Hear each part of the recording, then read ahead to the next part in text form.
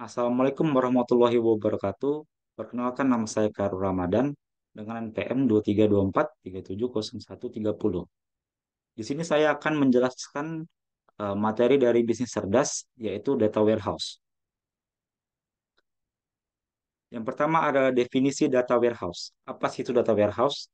Data warehouse atau biasa disingkat dengan DW adalah sebuah repositori fisik di mana data relasional dikelola untuk menyediakan data yang berkualitas dengan standar format untuk skala enterprise.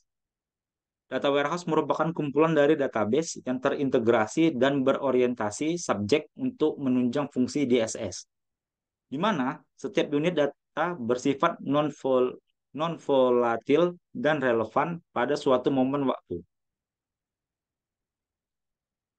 Kemudian ada karakteristik data warehouse. Di sini data warehouse memiliki 9 karakteristik utama seperti dapat dilihat pada gambar berikut.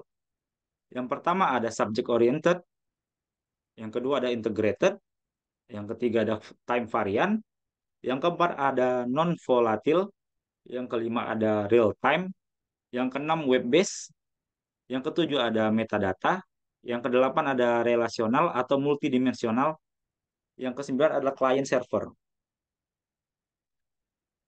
Oke, yang pertama saya akan menjelaskan apa sih subject oriented.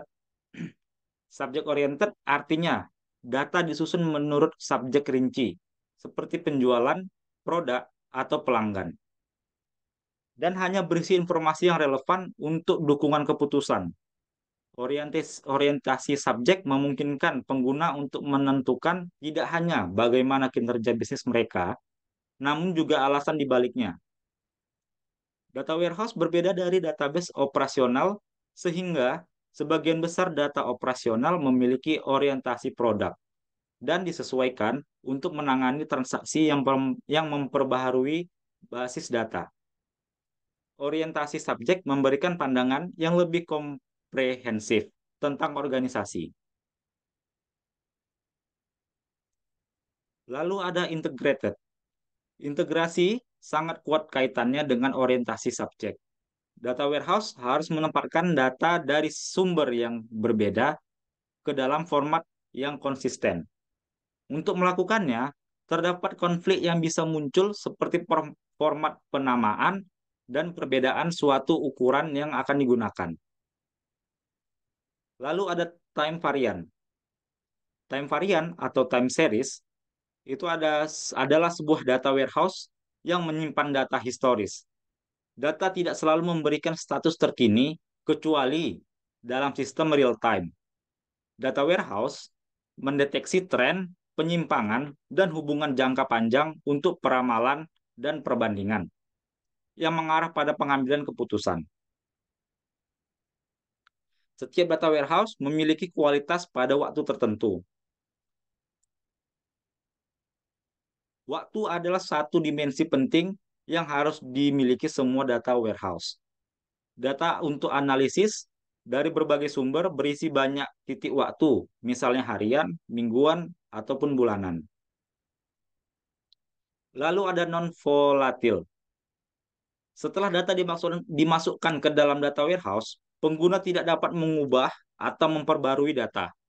Data usang akan dibuang dan perubahan dicatat sebagai data baru. Lalu ada web base.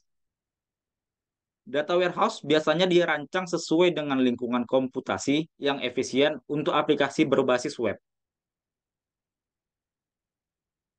Lalu ada relasional atau multidimensional. Di sini adalah sebuah gudang data menggunakan struktur relasional ataupun struktur multidimensi. Lalu ada client server. Client server adalah sebuah data warehouse menggunakan arsitektur client server untuk menyediakan akses mudah bagi pengguna akhir. Kemudian ada real time. Data warehouse yang lebih baru memberikan kemampuan akses data dan analisis real time.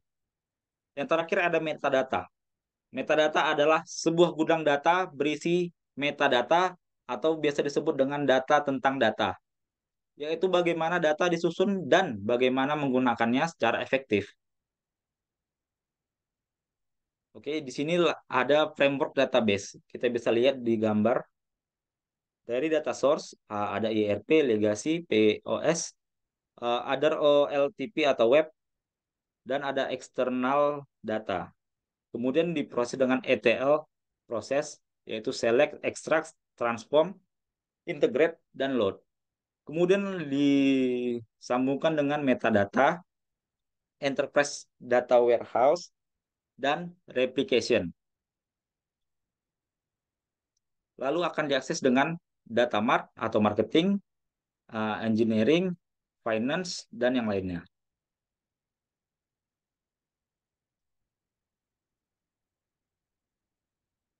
Kemudian saya akan menjelaskan komponen utama framework data warehouse.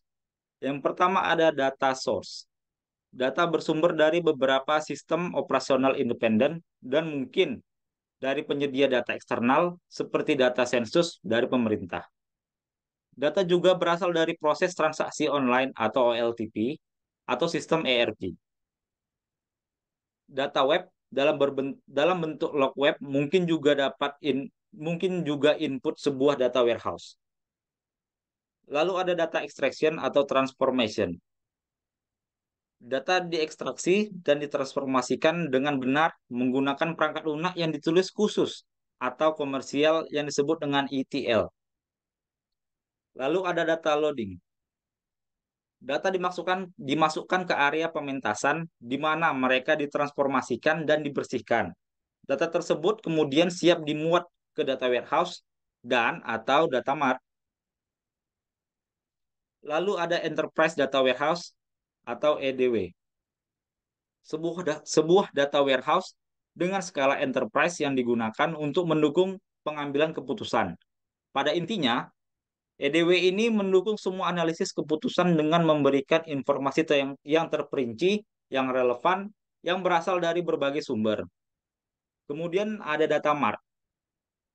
Data mart adalah sebuah data warehouse yang lebih kecil atau departemennya yang hanya menyimpan data yang relevan dan area tertentu.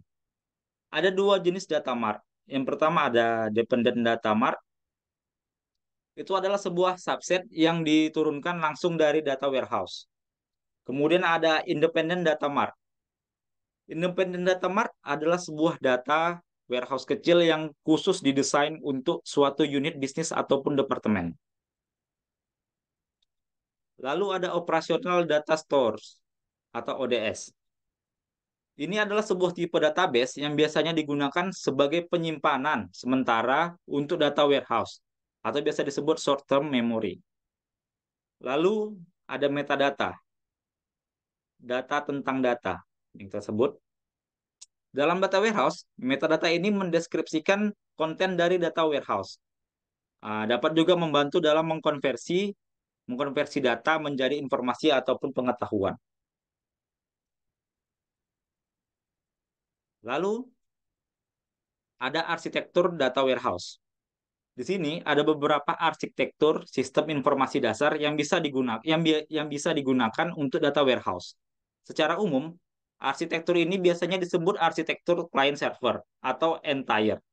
Dengan yang paling umum digunakan adalah arsitektur dua tier dan tiga tier. Arsitektur tiga tier ini terdiri dari tiga komponen. Yang pertama ada data acquisition software atau biasanya disebut dengan backend.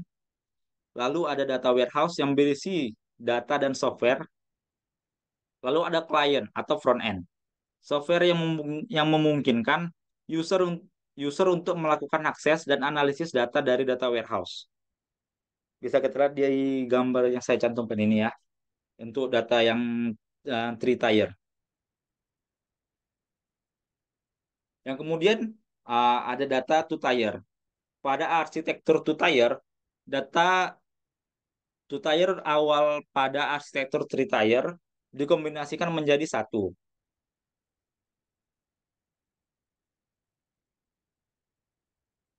Lalu data warehouse dan internet adalah dua teknologi utama yang menawarkan solusi penting untuk mengelola data perusahaan. Integrasi kedua teknologi ini menghasilkan data warehouse berbasis web. Pada gambar dapat dilihat arsitektur penyimpanan data berbasis web.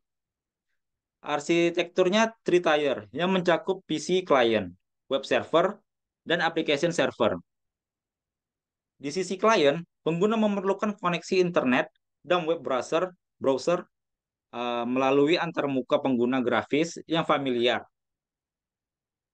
Internet adalah media komunikasi antara klien dan server. Di sisi server, web server digunakan untuk mengelola arus masuk dan keluar informasi antara klien dan server. Hal ini didukung oleh data warehouse dan application server. Data warehouse berbasis web menawarkan beberapa keuntungan yang menarik, termasuk kemudahan akses, independensi platform, dan biaya yang lebih rendah. Di sini terlihat di gambar ini dia memakai arsitektur three-tier.